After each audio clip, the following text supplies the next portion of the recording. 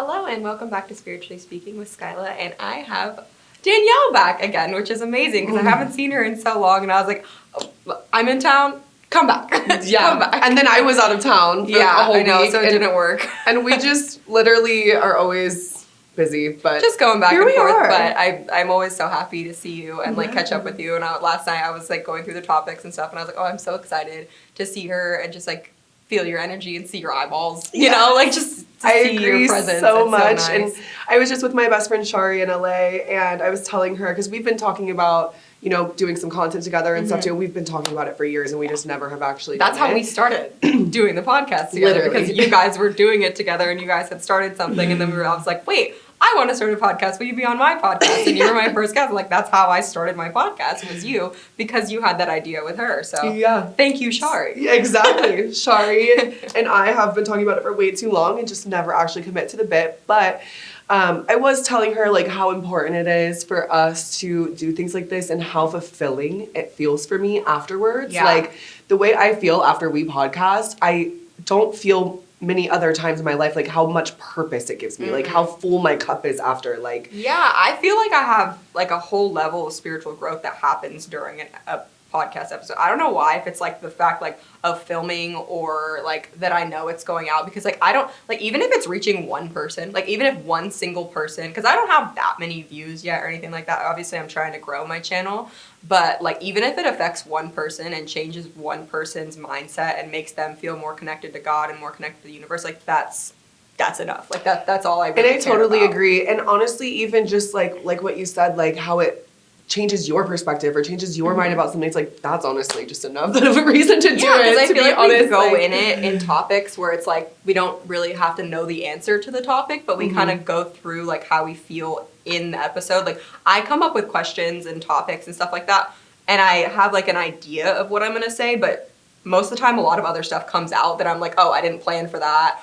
But I also like pray to God before my podcast episodes and stuff that it's like, hey, if there's a message that somebody needs to hear, use me. Like I will be a vessel to spread your message. Like I want to have guidance from you, not just what goes on in my brain. And that's so important. I think, you know, a lot of people, even not obviously, most people aren't just sitting down recording podcasts all the time or like, you know, are making content about God or whatever the case may be. But just in general, like if you're having an argument with someone, if you're feeling conflicted about walking into a room or speaking about anything, anytime ever in life, like I always do that. Like I always am like, God, I don't know what I need to say or what I want to say, but like, please just speak through guide me. Speak like through me. And you can feel it actually, because like you hear these words coming out of your mouth, but you know it's not your conditioning, and you know it's not like a rehearsed response that you've made, and you can actually feel God speaking through you, because you're like, wait a second, Skyla doesn't have this level of patience. Well, it's like Skyla doesn't know how to say these things, but like for some reason I'm like embodied by this energy because I'm choosing to be open to it. Yeah, and that's the thing. It's like reaching a flow state. You know, like when you, like when people have an art that they perform, or like if they're a singer or whatever, you know what I mean? A lot of people will say, you know, sometimes when I'm performing, I don't even like feel like I'm in my body. Like it just I've like heard that a lot, actually. Yeah. So it's like, I think, you know, and like for us, obviously we love talking about stuff like this, and so we get into like a flow state, and it just like comes like pours through us. Yeah, it's my favorite topic. It's the only topic I can never get bored of talking about, because there's so much going on. And that actually brings us into our first topic, which is spiritual ego, which I am so excited to talk about this topic, because like, so what spiritual ego kind of means is like, are we trying to make spirituality another thing to just be good at? Like, what even is spirituality? What does spirituality mean to like be connected to God? Like, it doesn't always mean that you have to be meditating, you have to be on this strict like schedule to be accepted and to feel like you're doing a good job at being spiritual. Like a lot of the time I think spirituality is failing, and it doesn't look pretty, and it doesn't look like something that you want to share with people. But like that's 1000%. the most spiritual experience, is like the deep, raw, gritty stuff that you wouldn't necessarily try to like show people, oh hey, like this is the version of me that I'm presenting to you. Like that's scary to fail, but like that's, I think, what spirituality is about, is failing and like having the most experiences you can have.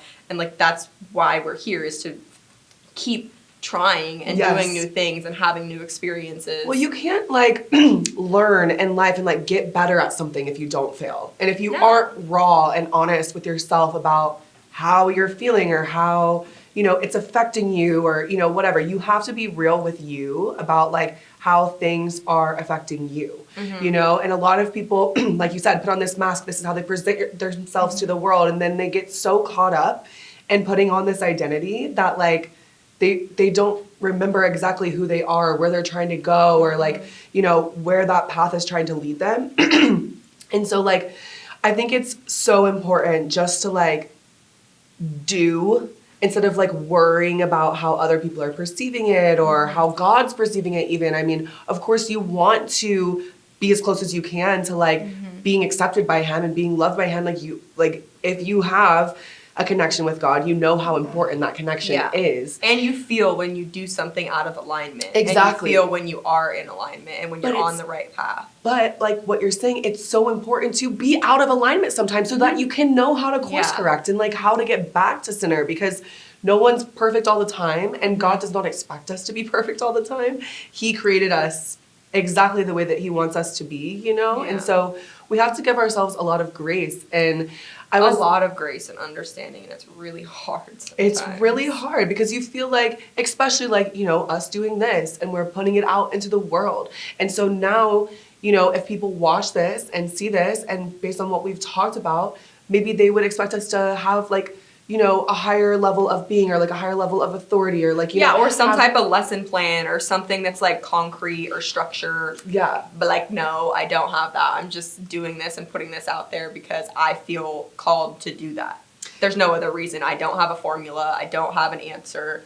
I'm just putting it out there and God will do the rest. That is so important to do. And like, I was literally just having this conversation when I was talking to Shari about this because I'm like, you know, sometimes I think I just get in my head and I don't make content because I feel like I'm not ready or like... there's never a better time. Like, it's never going to be easier to have the conversation. It's never going to be easier to start. That was what was hard for me, was starting. Like, that was like the biggest thing that was so scary because it's like, how do you start? How do you start something? But just start. Even if it's weird, even if it's wrong, even if it changes completely later. Like, just starting and... the you have to fail. Momentum, like you have to start. Yeah. Even though it's very scary. I have a big problem with starting things because then it's like, oh, well, then I have to like finish it. I have to, you know, stay consistent with it. And I feel like recently I've been having like a little like trouble trying to like get, like I am a spiritual person always, but like getting back into kind of like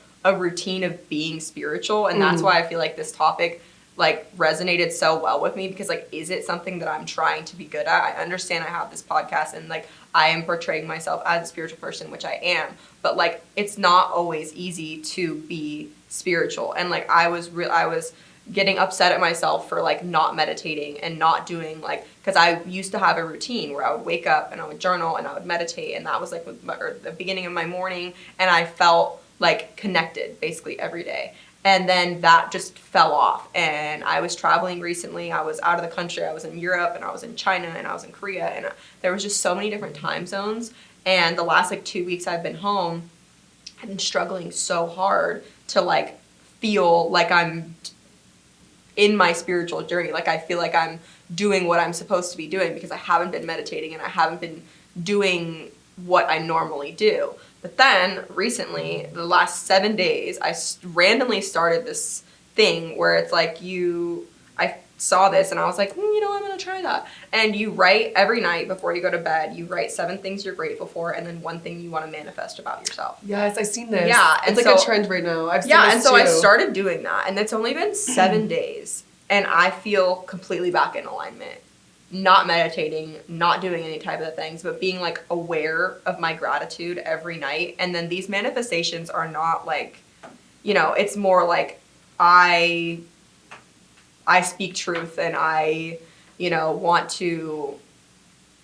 I'm a vessel for God to speak through me and stuff like that. Like manifestations that don't interfere with other people's lives. It has to be about you, something you want to embody, patience, you know, whatever it is, like it's a manifestation about you. Yeah. And your life. And like, I just think It's really important what you just said, because how you show up in your relationship with God is going to look different on a All the daily time. basis, And I on a was weekly judging basis, myself, and I was like, you know, am I not doing this spiritual path anymore? But it turns out the path just changes, and you go it looks on different different roads. sometimes. Yeah. Like, it's not always going to be exactly the same. And the fact that you know, noticed it and then course corrected, and like, even though it's not the same exact course you were on before, but you course corrected and now you feel more in alignment, it's like, that's what life is really all about, and spirituality is really all about. Like you're saying, we don't want to have egos and be like, oh, I'm not good enough at this. Yeah, I'm so not like, good enough at spirituality to be doing it and talking about it. Like that, how could I judge myself like that? Like, that's such a harsh judgment to make about myself. But I do the same thing. But I was doing it for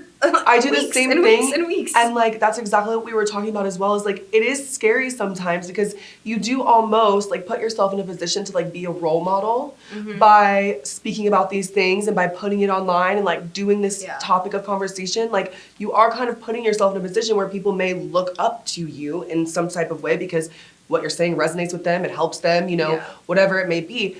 But then it's like, damn, am I worthy of being this? Yeah, am I worthy of being this person? But I don't think anybody is worthy or not worthy. And like, I personally have made an agreement with God that I'm going to use myself as a guinea pig to make mistakes and share them with people and show people how I did my stuff. And apparently that's supposed to be what I'm doing, because I spoke about that in my last episode, that I got confirmation from 3 different sources that this is exactly what I'm supposed to be doing, is speaking out about my experiences, and the way that I got through things is supposed to help people go through things. And none of the 3 people had any context on anything and said the same exact thing, and that's always how I felt, and that was the calling that I had. And so the fact that I got 3 different confirmations from that, like, yeah, it's scary, and I'm sure some people don't like what I have to say, but some people do, and it does resonate with some people, so I'm going to keep doing it. Well, it's like you said, if even one person... Even one single person hears what I say, and it's like, wow, like, that feels so good to me. Like, that, because you know truth when you hear it. Truth like, with a capital T. Yeah, like, when you hear it, you know it. And if it's reaching one person, and they feel connected to my content, and they feel good when they listen to my voice and the guests that I have and stuff like that, like, that's all I need. That's all I need. And like, realistically, I mean, you know, it doesn't matter, even like you said, if it's just us that we're affecting, or we're getting our heads more straighter and more alignment just by doing this, then that's enough as well. And like, you don't want to have that spiritual ego and be like, oh, like, you know, I do this because I'm right. It's because you've experienced something. That's what wisdom is. When you've experienced life in a way, and you figured out a tool that helped you get through that situation better, or even looking back on it, you can say, oh, I could have done this or this or this, and that would have probably been more in alignment for me.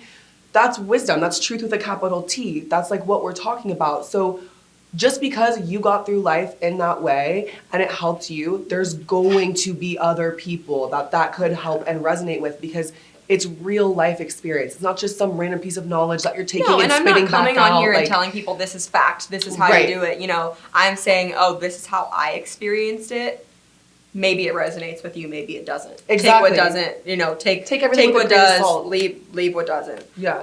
But like, I'm not trying to make anybody think a certain way or do anything by what I'm saying, other than just share my experiences and help people feel like they're not alone in their experiences, and that if they do happen to come across something that I've already experienced, hope to God I can help them not make the same mistake that I did, and not go through the pain that I did, and think about the situation a little differently. Yeah, absolutely. And I think that's all we can really do for each other as humans. Like, if you've been through things in life, you may have just a little bit more, like I said, wisdom about navigating.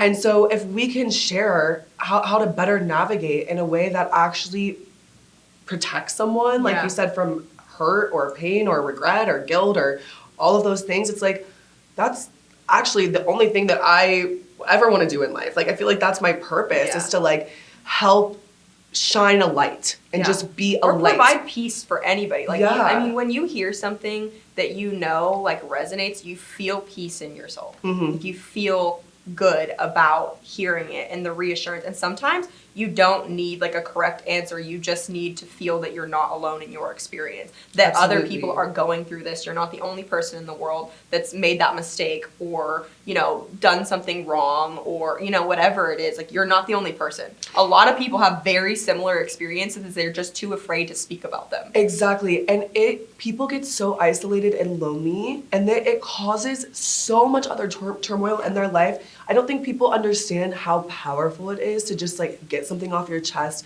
to try to even if you're not comfortable speaking about it for yourself from your experience. Like you said, people get scared and feel so alone. And so if they can just reach out to the internet and try to find something or someone that went through a similar experience, then they can start processing what they've been going through. Because some people just put it on the back burner for so long and are so afraid of it because they feel so isolated and scared of it, that those things manifest in your whole life. Like, it manifests in pain in your body. It can create disease. Mm-hmm. It can create, turmoil in your relationships, in your relationship with yourself, in your relationship with your God. Like, when people are so afraid and feel so alone and scared to share something or can't find someone that they resonate with, it really does create so much like negative energy around you and in you and like all of these things. So I just think it is so important to have uncomfortable conversations and talk about things that you've been through, because once you get it out there, most of the time, the person that you're telling is going to look at you like, oh, or like have empathy, or like, oh, I've been there, done that, or like whatever, like either way, whether they can relate or they just have a straight face and are like, oh yeah, like the fact that it's you normal. got that energy out of your body, it helps you. It doesn't, like, forgiving somebody or it's not about them. It's about you. It's about your growth. Mm-hmm. And I also feel like spirituality has become kind of commercialized, which is kind of upsetting sometimes. Like, I feel like sometimes I'm like searching for a sign online or whatever it is, and like a lot of the things that I see, like it's kind of shady a little bit. Like, you don't know what to believe, you don't know, but it's like, oh, maybe this resonates with me, but like then they're asking for you to join their thing at the end, and then you're like, wait a second. Well, but also, if you were just doing this for my benefit, like, wouldn't you think that like me being a part of your community is like enough? Why do I need to buy your thing? Why do I need to do this? And then it like puts you right back to square one, where you're like, wait a second, was any of the thing that they just said like real? And it's like, I feel like sometimes when I do feel so disconnected, I'm constantly looking for signs of something to try to make me feel connected, and then I find nothing that I'm connected, and then it's super weird. And I don't know if this is like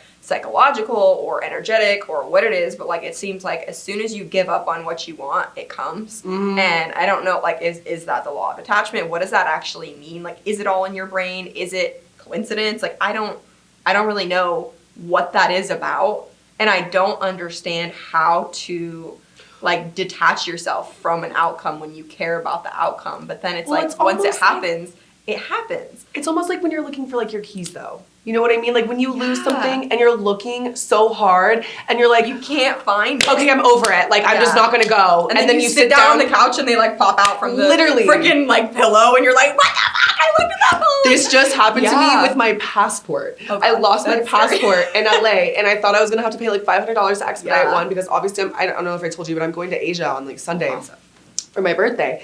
And so I just tried not to, because Shari obviously said she looked for it, but I just don't trust anybody looking for something. Yeah, like, you're like, no, but I have to look. Yeah. And I immediately like took apart the couch and like lifted it up, and it just like fell out. Like, it was like inside of the couch. Like, she said, I took apart the whole couch. I looked underneath it. Like, I swear I looked there. And it's like, it's not that I don't believe you, but I think you were stressed because, you didn't want me to have to pay for it, and you felt bad because it got lost at your house. And like, when you have all these things going on in your head, you're stressed, you're looking so hard for something, you're not going to find it. And I honestly waited 2 whole days to look for it, because I was like, I don't want to feel stressed about it. I want to feel the right time. I know it's like there, even though I've like searched whatever, and I'm like, you know what? If I'm supposed to have it, it'll come. And then I find it in the most random place. I'm like, who put that there? Who did that? But it's right when you stop being like worried or stressed or like. And it's so hard to actually do it when you need to do I it. know, that part's hard. Like, it's so hard. I have not figured that out yet. And once I figure that out, I will be unstoppable. Yeah. That one, I will be unstoppable. Which also, like, ties into the next topic, which is peace before the outcome. It's like, what does peace look like? Why are we, like, we grow up in this environment, but we're always waiting for something. Like, can we actually truly be happy existing in right now without the relationship that we want, without the job that we want, without the money that we want, without the house that we want? Can we be happy? Is that possible? Like, what does that look like? Yeah. That was so confusing to me. Sorry. Like, that I was thinking about that so much last night when I came up with that question. I was like, holy shit. Like, can I actually be happy? Like, what does that look like? Well, and it's always, people are always like, I'll be happy when. Like, when I get this job, when I get this money, like what you were saying. And I think what you also said earlier about writing down the things that you're grateful for every day and like all of these things, that's where you do find happiness. And it is in the present moment. And if you really bring yourself into the present moment, anytime you're feeling overwhelmed or unhappy or confused or whatever, it's like, if you really bring yourself into this moment, look around you, think of 3 things that you're grateful for. Like, you know, I'm sitting with a good friend.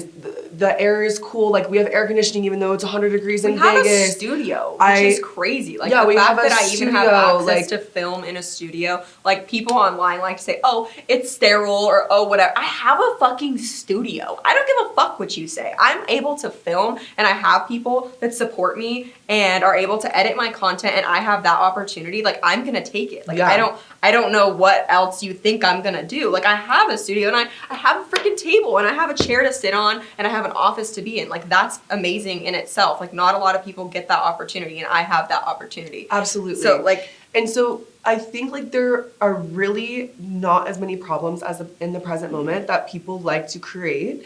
And so when you take time to just breathe with yourself, think about a couple things around you that you can actually be grateful for, then you're like, wait a minute.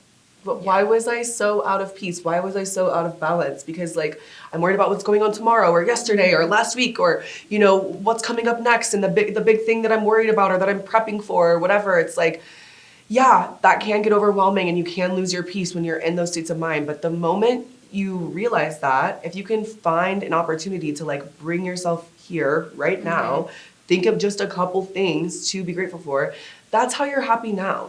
Yes, will life look a little prettier maybe when you do have that financial gain or that job or whatever? Like, yeah, maybe life will be easier in the way that you're thinking that it's hard right now.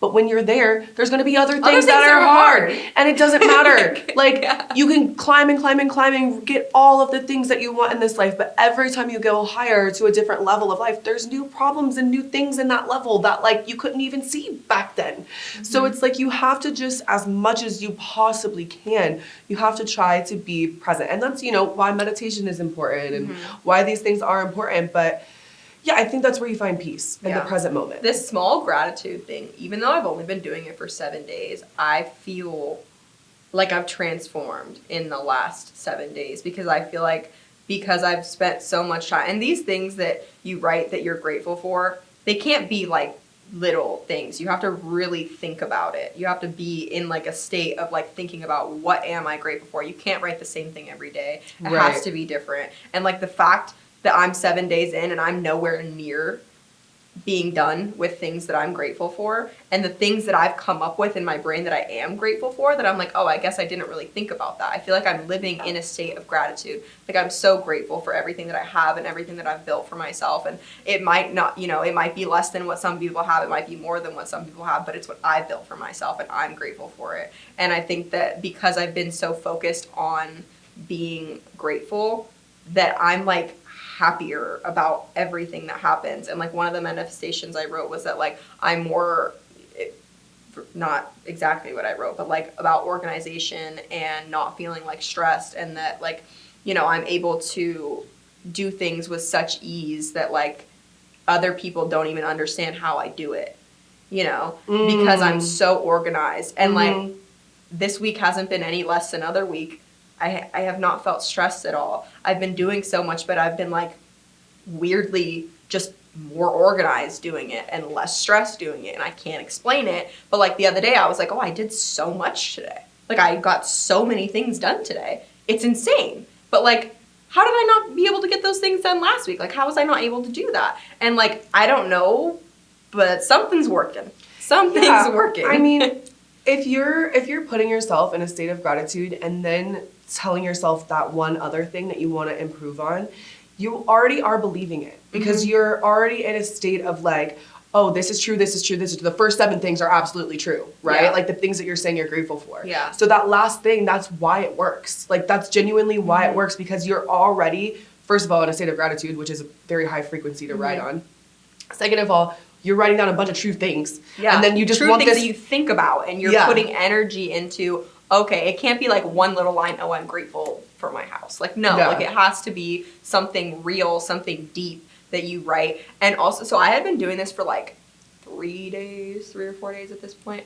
And I was at a friend's house this weekend and our waiter randomly like came up to us. He's like, I don't know why, like I have to tell you this. And he's like, you've heard of the study, right? Where they take like different water or different plants and they do the whole thing. Yes. And like the water, even if they just do it with water, like the water will go bad. The water will start to form mold. The water and the molecules. And if you freeze it, it'll be like a pretty pattern. If you talk or like, to it nicely, if you put it or in like a microscope, it actually destroys the water the way you speak to it. And he's like, don't you realize your body's 98% water? If you just keep speaking to your body in a way, it'll react. Whether you want it to or not, whether you're conscious of it or not. And I had been doing this for 3 days and I was like, that's so odd that this person just randomly felt compelled to come tell me this. And then the more that I'm telling, and I also, so in the 7 days, I also, every morning that I wake up, I do this, like, I listen to these affirmations, or like, oh, I'm gonna, be productive today. I am full of energy. I'm, little things. And it takes 10 minutes and I do it every morning when I wake up and I've done that. So I'm putting these affirmations into my brain and then every night I'm going to bed in a state of gratitude. And like even in the 7 days, I seriously feel transformed. It's so weird to me that this random waiter was just super compelled to come tell me that when I've heard it before. Yeah. I've heard that before, but for some reason it resonated different because he's like, don't you realize you're 98% water?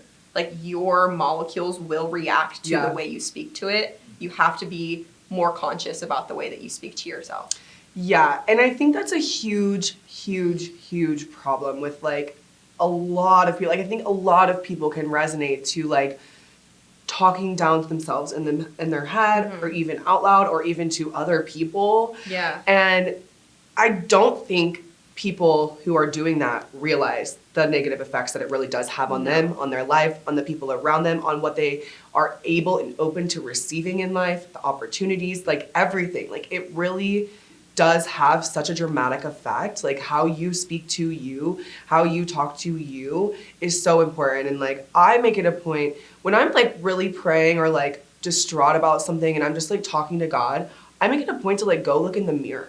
Because like I'm talking to me. Yeah, like, I have pictures of myself when I was little on my mirror that I see every day. And like in this specific picture, it's a terrible picture. I was 4 years old. I'm in raggedy clothes. My hair's chopped off in the sides because my stepmom chopped it off while I was sleeping. And I was being so abused at that point in my life. And I just needed somebody to like be there for me. I'm getting emotional, but like I look at that picture of me every day and I'm like, I am becoming the version that she needed. And like, that's enough, like I see that version of me every day and I look at her and I'm like, nobody's going to fucking hurt you. Yeah. I got you. Like I did the work to make sure that you are a good person and you kept your light. I put that work in to keep. And that's like that little girl. Huge reminder to yourself every day and something that helps you feel proud of who you're becoming every day. Because obviously, like, there's a lot of people, again, who can resonate with that, who have horrible childhoods and who go through crazy things as a child. And like, it is so important to become that person that you needed then. Like, you have to prove to yourself that you're good with you and that you are everything that you needed someone to be for you. And it's really hard because it starts with forgiveness, first of all, for being in that situation, for being too young to be able to help yourself and like, forgiveness for those people who hurt you. Yeah. And that's so hard. Yeah, it's the people that hurt me were hurt people. Hurt people unless they figure out how to bring themselves back to the light. And like, that's also something that I'm like very much trying to get back is like my child self. and my silly self, and like trying to bring that version of me back that I didn't get the opportunity to have. I didn't have the opportunity to have a normal childhood and be silly and, you know, make mistakes without feeling stupid, or make mistakes like I had to be quiet, or I had to be, you know, I couldn't speak up about anything because I would cause a scene, or it would be something bigger. Any emotion that I had would turn into something bigger. And everything was always your fault. It was always my fault. Yeah. And it was like I, for a long time, felt that way. And like I feel like that's definitely brought me to a version where I feel like I'm definitely like a perfectionist, because when I get criticized, I feel back to that little version of me that was called stupid and wrong and many other bad things at like such a young age, where it's like now I see a little kid and it's like, how could anybody ever say or do those things to such a little sweet, like innocent child? Like I don't know. And like you said, hurt people, and you have to imagine like if they have the ability to talk that way, like you said, like how you look at a child and you're like, oh my gosh, how could anyone ever do that?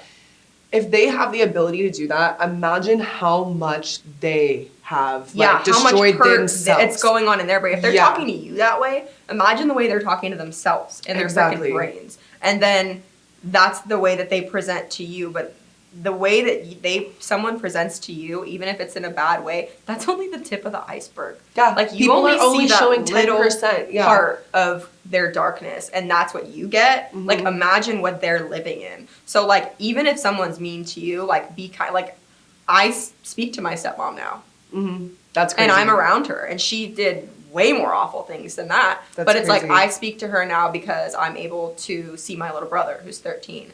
And I would do anything to even speak to him sometimes, occasionally, just so he knows I'm in his life. Yeah, because he needs that light. Yeah, I'm sure. He needs that light because I don't know what the fuck he's going through. Exactly. In that environment, because it's only him, you know? And I think that keeping the version of light you have, or even if you see one little spark, like don't let it die. Like change, like you hear yourself talking bad.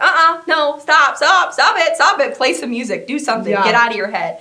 Stop being in that state of, oh, you're so dumb. Why would you do that? How could you fuck up so bad? How could you do this to yourself? How could you do that to them? Whatever it is. Like, get out of your head when you're in that loop and you're just playing it and playing it and playing it. Play some music, sing a song, go outside, go talk to a friend, go call somebody, go watch a video, you have go to be do something, self-aware. Get out of here. Yeah, you have to notice and it's really hard to do. And I don't think that we're implying at all that it's easy, but it is very important to do what you can to notice and try to be self-aware when you are flowing into those patterns of those negative loops, and how you're talking to yourself and how you're punishing yourself and how you're thinking about everything. It's like, you know, like you were saying about being the version for yourself of that little kid who didn't get to have that safety or have that love or be appreciated in the way that you deserve to be. Being that person now for yourself, and also holding hands with that child, and like you said, being silly now when you didn't get to be silly, and like doing the things that like you missed out on as a child, and like what is like fun and like open about being a child. And I think, you know, I resonate with that a lot in a very different way. I think I had to be very much a parent to my parents.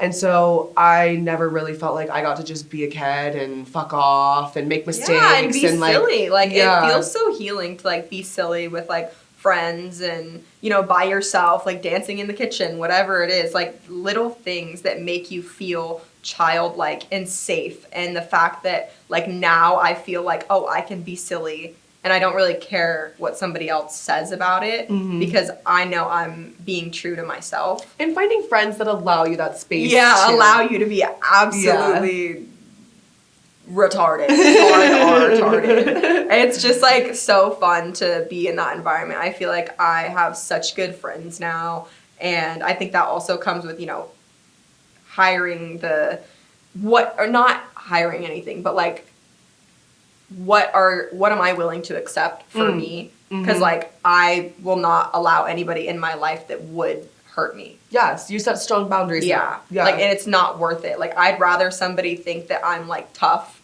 or rude than get in and hurt me. Yeah. You know, but I'm also open at the same time, but I'm selective. But I do feel like I'm open, and I try to remain open, and, you know, whether that's relationships, love, friendships, like, because I've had bad experiences, I don't feel closed off. But I had to get through that, and it's hard, especially with, like, girls and friendships and stuff like that. I had a lot of bad experiences, whether that was, like, in high school, I was bullied a lot, and, like, I had friends where, like, I was friends with this, like, whole friend group, and I thought they were my friends, right? Like, I thought they were my friends, and I had my mom, like, drive me over to their house for a party, and as soon as I got there, they turned off all the lights and pretended that they weren't there, and I thought these people were my friends, and they just completely ignored me. I was calling them, and they didn't answer the door, they wouldn't open the door, and then the next day, nobody would talk to me. And I never knew what happened? Nope, never knew what happened, and I didn't do anything, and then I had no friends. All of a sudden, I had no friends. And I never knew what it was about, and, like, that wasn't the only time something like that happened to me. Like, I had a lot of instances like that where, like, there was people that I thought were my friends, and then they completely alienated me. And so, like, I had really bad experiences with friends. And, like, I didn't let that jade me, because now I have, like, such freaking amazing friends. Like, I have you, I have Olivia, who I see over there, who's, like, literally I've, like, had in my life forever, but, like, recently we've become, like, way closer again, because we're living in the same town and, you know, working in the same company. But, like, I feel like I'm so grateful for my friendships that they're better because I'm so grateful for them. Well, 100%. And also, it's like the first thing you said about boundaries. Like, you only experience what you allow. So, like, yeah, you had to get burned and go through horrible friendships, because guess what? Your parents were awful to you. So your standards for, like... We're not high. Yeah, like, your standards They were not high. high. I had to learn that for myself, that it's Exactly. like, okay, just because when you're a kid, you can't control what's around you. You can't control your environment. You know, you can't really control the relationships you have and stuff like that when you're under 18. It's something that's out of your control. That's in your family's control, and it's supposed to be their responsibility to protect you. Yeah. But then, once you get older and you get out of the house and stuff like that, it's up to you to try to figure out what your standards are, what you're okay with, what you're willing to accept, and who you want in your circle.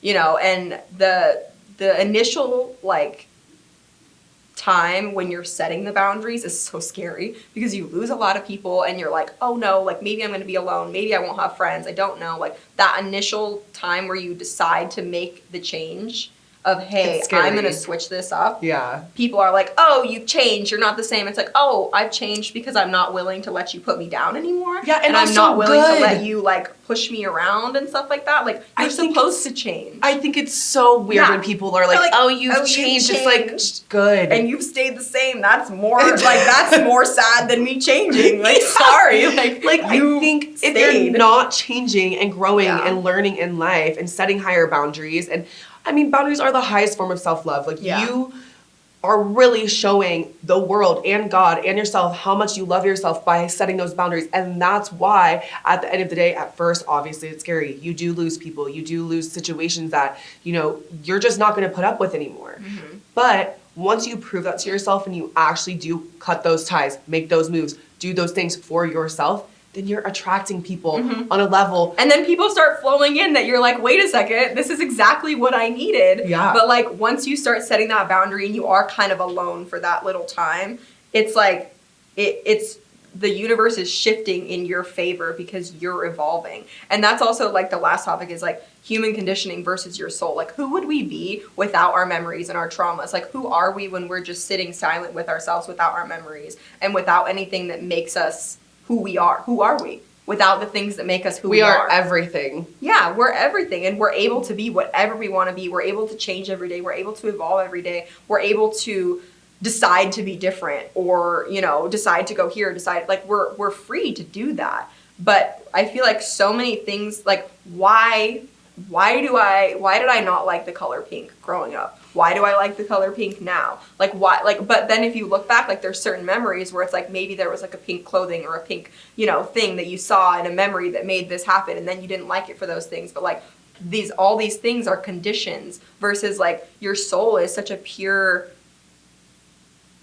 being, pure energy, and it's like, that's what, like, comes from childhood. But, like, we get all these different there's so many layers and conditions and like beliefs and standards and things that other people set. And, you know, while you're growing up, you don't even really know, like, you know, what's right or wrong or anything. And I think, yeah, it is important. Like, you get to a certain age and you have to kind of unlearn a lot of things that you were taught and like reteach yourself how to think about certain things or how to respond in certain environments or who to hang out with or, you know, what path you want to take and how to respond to people and like how to have grace, honestly. Like, I think a lot of times when you go through those hard things as a child, it's so easy to get hardened. Like, your heart gets hardened by going through those hard things, and it's easy to just lash out, to match people's energy, to, you know,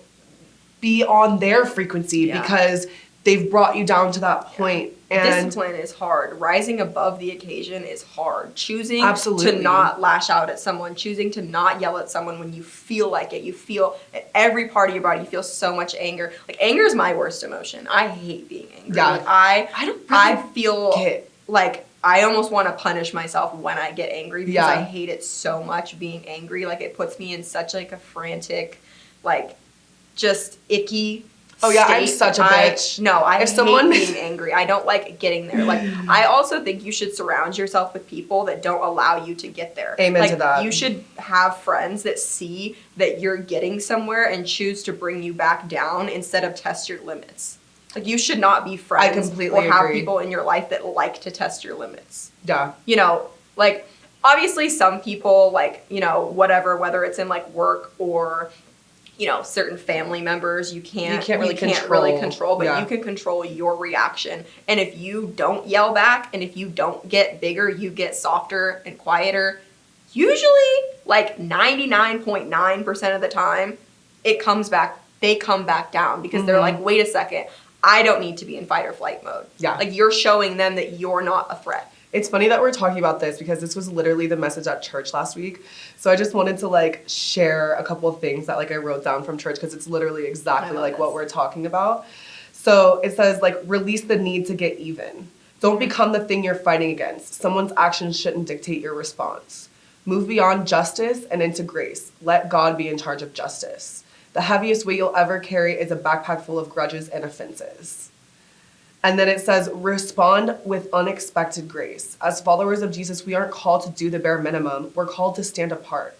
Anyone can match someone's energy. Jesus says, change the atmosphere. It's like literally what you just said. Yeah. Literally goosebumps. It says the world is going to ask what's required of us, and Jesus will ask what's possible.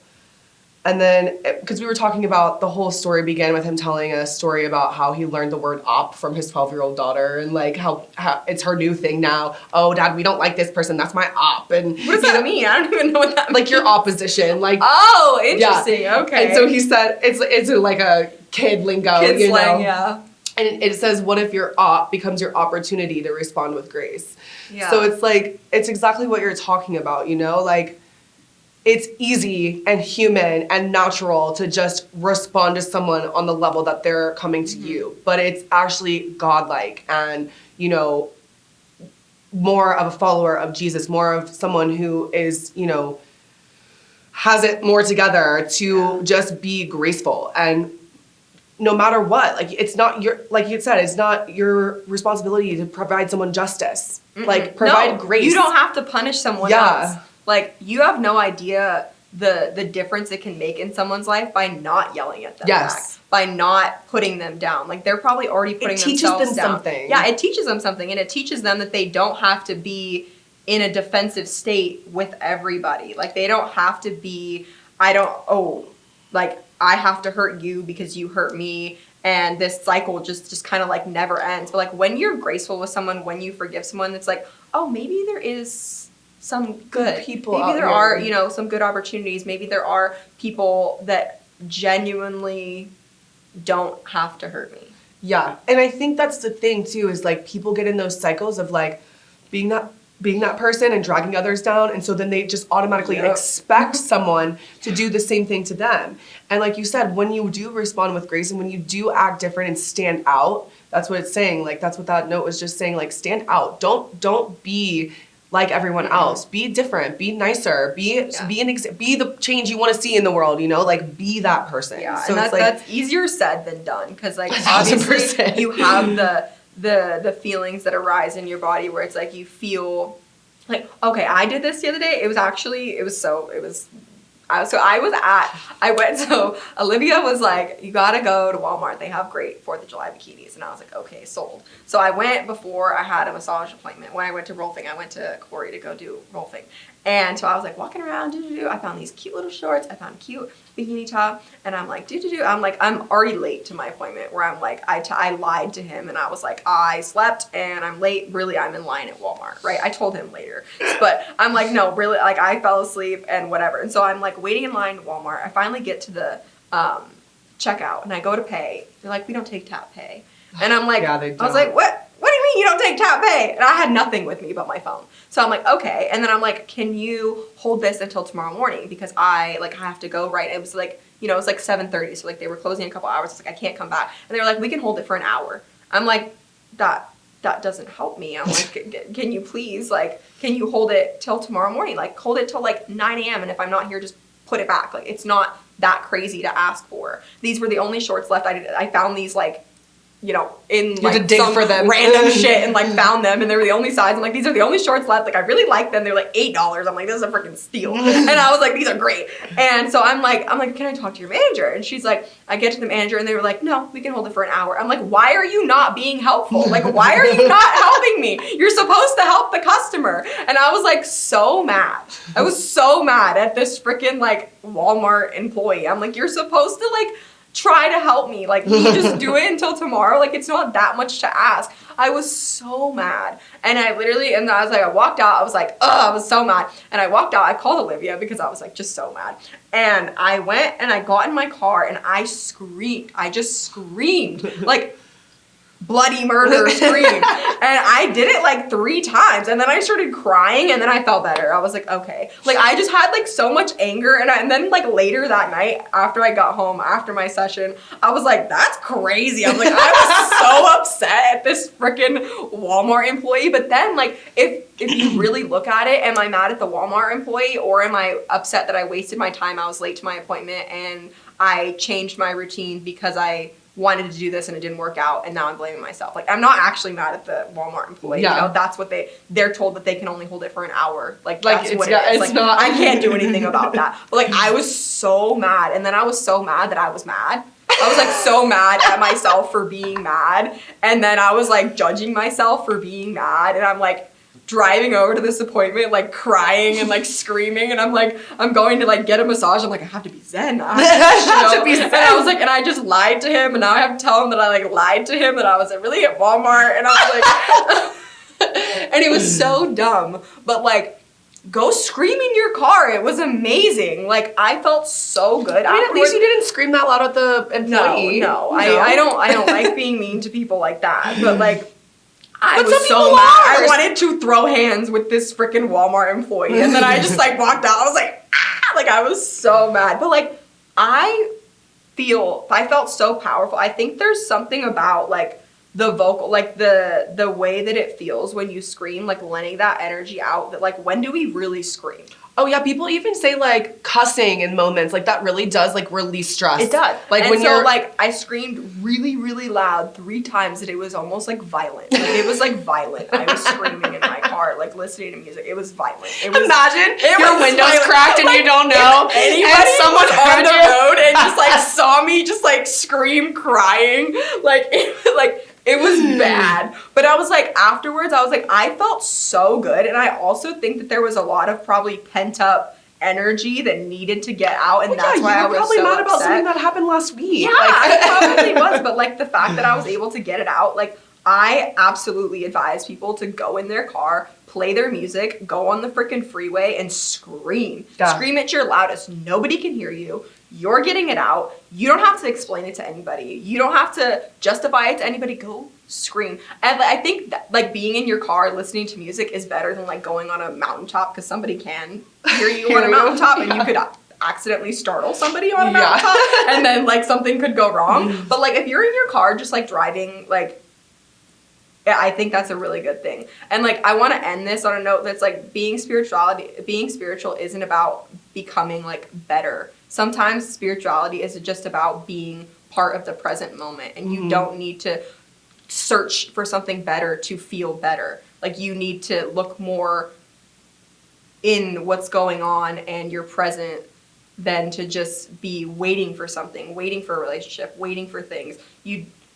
Existing in a state of waiting, you're never really living. You're never living, and you're never enjoying your time. You can't wait for happiness. You have to make it happen now. You have to make gratitude. You have to make things that you're happy about and focus on the things that you're happy about. And when you focus on the things that you're happy about, the bad things that come up feel more easier to deal with, because you're existing in a state of things are good. So then when things are bad, you're like, okay, but things are good. And also, I think it's about expectations too. Like, it's really good to expect the best. Like, what's the best that could happen? There's what's like the best pronoia outcome? or paranoia. Didn't we talk about this before? Do you know what I'm talking about? I don't know pronoia. So paranoia obviously is being worried about everything all the time. The opposite word of paranoia is pronoia. I never even heard that. Expect the best all the time. Just expect the best outcome. Assume everything's going absolutely right. And when it doesn't, deal with it then. But up until that very moment where it's going to happen one way or another anyways, why expect the worst? Like, why stress your body out? Because when you're like going over scenarios in your head of, oh, this argument's going to happen or this is going to happen, you're putting your body as if that's happening. You're putting your nervous system. You're creating that. Yeah, you're creating that feeling in your body, and then you're creating more of it because that's what you're focusing on. So it's like, yeah, what's the best that could happen? Wake up every morning, what's the best that could happen today? Yeah. How could miracles happen today? How could I get that raise today? How could I get that house? You know, how could I do these things? How could I do that? What's the best that could happen to me? Not, oh, you know, I have to see that person today and they're probably going to be mad at me and they're probably going to say these things or whatever. It's like, why are you setting yourself up for failure? Yeah. You're literally setting yourself up for failure. And like, I think another thing too that I learned recently, I heard someone talking about, is just like, don't ever say like, oh, I have to do this. I'm going to go do this. It's like, I get to do this. Yeah. I get to wake up early to work out, to go to the gym. Not, I have to go to the gym. The fact that I have a gym, that I have access to a gym, even though I'm tired, I don't want to go. I don't want to go. I'm really tired. Like yesterday I went to the gym. I was like, I don't want to be here. The whole time I was like, I don't want to be here. I don't want to be here. And then at the end I was like, I'm so proud of myself. I was like, I did it the whole time. I didn't want to go. But like, you have the power. Your body doesn't have the power. Like, I don't know. I probably talked about this in another thing where it's like, stare at your hand. Open hand. Open hand. You can't open the fucking hand unless you open your hand. You have the power. Even if in your mind you're telling yourself, I don't want to do this, you can just force yourself to do it. Yeah. Even if you don't want to do it, you can just actually just get out of bed and fucking do it. Yeah. Like, you don't have to listen to your brain. And you don't have to listen to it. You know, like, discipline. To do something. Yeah, discipline is the biggest form of self-love. You have to do it even if you don't want to. On the days you don't feel like it, days you don't have the energy, you just do it, and then you feel so much better. I'm like, okay, yeah, I did it, and I'm so proud of myself, and I can't believe I was like beating myself up all morning because like now I feel and then good. Imagine the opposite too. It's like you don't do it, and then all day you're and like, then all day I should have done that enough and times where I'm like, I knew that if I went back to bed and then just didn't get up, I was like, I'm going to make myself feel guilty about it all day when I know I could have just done it. Got out of bed. Yeah. I could have just got like, out of bed. oh my gosh, I'm a little more tired than I want to be. Yeah. Take an energy drink and move on. Take a nap after work. Like, what? I mean. Well, and now I'll probably sleep better tonight, and that's the thing. Exactly. And then, like, the days that I don't do it, then I'm like, I'm up late, and I'm like, I bet you if I went to the gym this morning and got that energy out, I'd probably be asleep right now. Yep. I'd probably be asleep right now. Yep. So it's like having more grace with yourself and noticing the difference between who you are and who the world has conditioned you to be. Yeah, I think, you know, it's very important to not be attached to your ideas or your what you identify with, because like you said, it's not really who we are when all of those things are gone anyways. We have this very pure spirit that's a piece of the entire universe, and it's very at peace. It's very, you know, open. And the thing about life in general is like, there's always more to discover and there's always more to learn. So when you are really, really attached to a certain identity or a certain way of thinking or a certain, belief of anything, whatever, when you're super attached to that, you're actually limiting, you're actually putting a box on your spirituality. You're putting a box around yourself and a box around your potential. Because if you are open to learning something new and changing your mind, then the possibilities are endless. For you. Like you can do anything. Even if you thought you couldn't do it your whole life, you can literally learn something that helps you change your mind, or you try something, or you find some tool that aids you in doing the thing, and like you just never know what's possible. And as long as you keep that open mind and that detachment, like detaching from all of these physical material things, from all the beliefs, from all of that, like then you really do have endless opportunities to do anything you want in this life. And it's like there's no reason to hold yourself back and just like put these limiting thoughts and beliefs and attach so hard to a certain identity, like this is who I am, this is what's correct, this is exactly how I think. And it's like, well, I mean, you could also just like learn something new that changes that. So why are you so sure? Like, how is anyone so sure about anything? I don't know. I just feel like you should never be 100%. No. Like, this something is what to think it is. about, and something I think to end on is like, who would you be? Who would you be? Who would you decide to be if you didn't have any of the conditioning to you? If you were just to wake up tomorrow morning and be a version of yourself without the pain and the trauma that you have, who would you choose to be? And why aren't you choosing to be that person every day? Yeah, and what are those person's habits? What does that person look like? think about? Yeah, like how do they treat other people? How do they show up in the world? Yeah. And then, just focus on that. Think about that. Think about the person you really, really want to be, or someone in your life that you really look up to. And it's like, how do they spend their time? Yeah, what do they do with their free time? How do they speak to themselves? How do they speak to others? Why do you look up to them? What qualities of that person makes you like them or make you want to listen to them? What is that, and why aren't you like that? Like, what's holding you back? Yeah, what's holding you back to being that person? Because someone you look up to is just qualities that you want to have. Exactly. So like be more open to change and having different ideas and different viewpoints. And just because you believe something doesn't mean you always have to believe that. You're allowed to change. And that's a big misconception, I think, is that because you've always believed something and you've stood by this thing and this is how you've acted, that's the way you have to continue to act. It's false. Whoever told you that is wrong. You are allowed to change, and you are allowed to grow, and you are allowed to be different. And you are allowed to wake up one day and decide that you want to be different. And whoever falls off is meant to fall off, and whoever stays is meant to stay, and whoever comes out of nowhere is meant to come. Like, things are supposed to shift, and that's a good thing. Shift is scary, but it's what's supposed to happen for growth. Yeah, you have to get comfortable being uncomfortable. Growth is not comfortable. Be comfortable being uncomfortable. That's really hard. But yeah. Growth is not comfortable. There's growing pains. That's life. Like, when you're growing and changing and becoming, it's not going to be all roses and sunshine. Like, there's going to be paths that you walk on that you're falling over every 5 steps. And it's like, why is this path so rocky? But like, it's just something you may have to go through. Also something that just came up is like, things are hard so the devil doesn't tempt those who are already his. Exactly. Things are hard because you're being tempted because you are supposed to be growing. Yeah. Things are hard because you're not down here. You're not doing the same thing every day. The devil does not tempt those who are already his. Exactly. He doesn't test those. He doesn't need to test those who are already his. I know that's like kind of similar, but like that just popped up to my head when you said that, is like things are hard because you're supposed to be growing, and growth is hard. And resisting that temptation from the devil. It's like, yeah, that does make things harder, but at the same time, proving to yourself that you're resisting that temptation, that is strengthening your relationship with God, that's strengthening your relationship with yourself, that's strengthening how you believe in yourself and what you know you can overcome. Like, the more you overcome those things, the more you're reaffirming that to you and proving that to you and your God. And you can't claim you're a good person if you haven't overcome negative things. Like, if you haven't overcome the temptation, you cannot claim.